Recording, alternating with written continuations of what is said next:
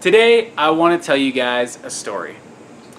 In between phone calls a couple weeks ago, I overheard a conversation between two salespeople, and the conversation went like this. Salesperson A just gotten off the phone with a tough deal he couldn't close, and he had really been kind of verbally beating the guy down, kind of telling him he was stupid in not so many words, and telling him that, walking away right now is the worst decision he could make, and that, he wasn't intelligent enough to understand the math. He gets off the phone, he's obviously frustrated, and another salesperson stands up, salesperson B. Salesperson B says to him, "Oh, wow, you really gave that guy the business, good job."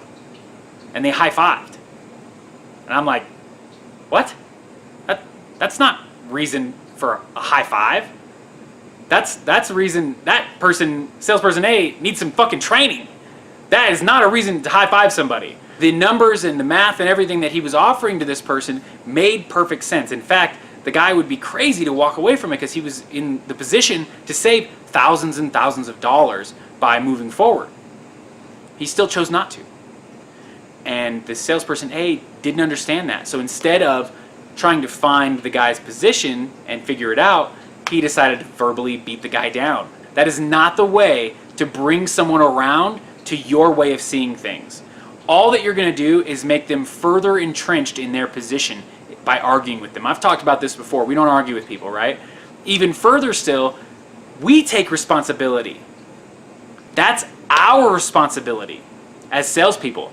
It is not the customer's responsibility to understand what you're trying to explain to them. And when they don't understand, getting angry is the wrong response. That is the least productive thing that you can do. And furthermore, when you hear somebody else on the phone doing that, do not congratulate them. They did not do a good thing. They are not good salespeople. That is not okay. It is not okay to insult somebody because they don't understand what you're trying to explain to them. It's just so far from professional that it literally, hearing it, made me sick to my stomach.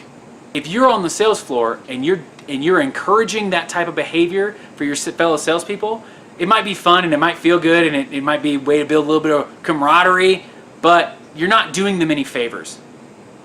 Why don't you teach them something? Why don't you tell them, hey man, maybe you should let somebody else call that guy and try to get that deal? Because obviously we don't want to let him walk away from it, right? If he's going to save thousands and thousands of dollars, let's not lose the deal altogether. Let's have somebody else call him that maybe can use a different way of explaining it. Shit, I'll call a guy. Let me see if I can explain it to him in a certain way. That's your responsibility as that person's coworker, as that person's team member. That's your responsibility to build them up in that way. Help them get the deal. Don't reinforce their shitty behavior.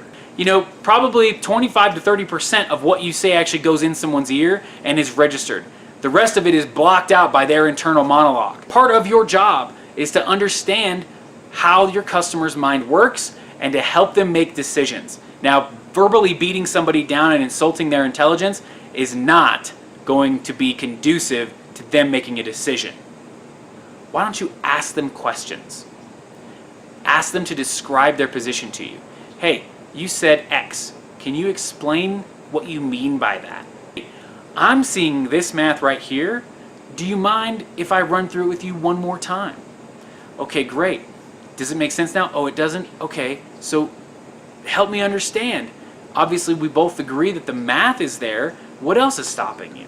You're telling someone the way the math is, and they're saying no, they probably just don't trust you. And in this situation I described at the beginning of this video, I can understand why he didn't trust it, especially if that's the way he's talking to him the whole way through. I wouldn't trust the guy either.